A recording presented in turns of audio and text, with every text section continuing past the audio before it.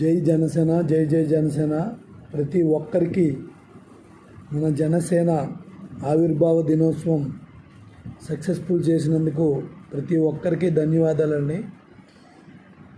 Meeting ఎలా అయింది, ఎలా మాట్లాడారు, ఎంత సక్సెస్ అయిందని మాట్లాడుకోకుండా కేవలం నాగబాబు గారు మాట పట్టుకుని హేళన చేయడం తప్పండి. నాగబాబు గారు కూడా పవన్ కళ్యాణ్ గారు గెలవడానికి పవన్ కళ్యాణ్ గారి కారణం తమ కార్యకర్తలు, అందులో కూడా వర్మ ఉండే సభ్యం ఉంది కదండి, అందులో వర్మ గారి పేరు కూడా ఉంది కదా.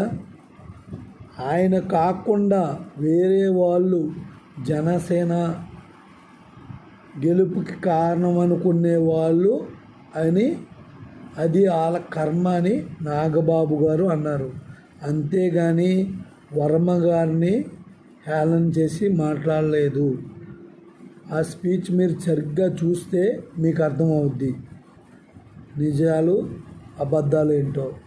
దానికి ఈ డాష్ పార్టీ వాళ్ళు ఏది పడితే అదని వర్మ గారిని హేళన చేశారు, వర్మ గారిని పక్కకు నెట్టేశారు, వర్మ గారికి వెన్నుపోటు పొడిచారు అని చెప్తున్నారు. వెన్నుపోటు గురించి మీ పార్టీలు మాట్లాడకూడదు. ఎలా పొడిచారో తెలిసింది కదా. బాబాయ్ గారిని గొడ్డలతో లేపేసి వెన్నుపోటు పొడిచారు. వైఎస్ రాజశేఖర రెడ్డి గారు చావు కూడా సంథింగ్ ఏదో అంటున్నారు, అది కూడా నిజమేగా. కేవలం ఒక సీటు కోసం, రాజకీయం కోసమే కదా ఇది. సీఎం అవ్వాలనే కదా. కందుల దుర్గేష్ గారు కూడా ఒక మాట అన్నారు, జగన్మోహన్ రెడ్డి గారు మీరు మీ నాన్నగారు రాజకీయ నాయకుడు కాకపోతే మీరు కౌన్సిలర్ కూడా కాలేరు అని అన్నారు. దానికి ఏముంది, అంతే కదా. నాన్నగారి పేరు చాటు పెట్టుకొని సీఎం అయిన వాళ్ళు మీరు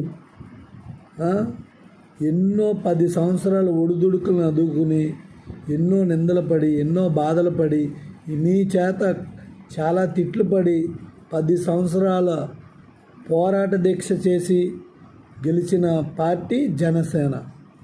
మీ పార్టీకి జనసేన పార్టీకి చాలా సంబంధం ఉందిగా.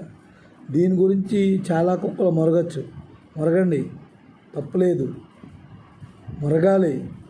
ఎందుకంటే మీకు ఇచ్చే ఆ లంచం బిస్కెట్లకి మీరు పేటీఎం గాళ్ళు మురిగి తీరాలి. జై జనసేన, జై జై జనసేన, జై పవన్ కళ్యాణ్ గారు.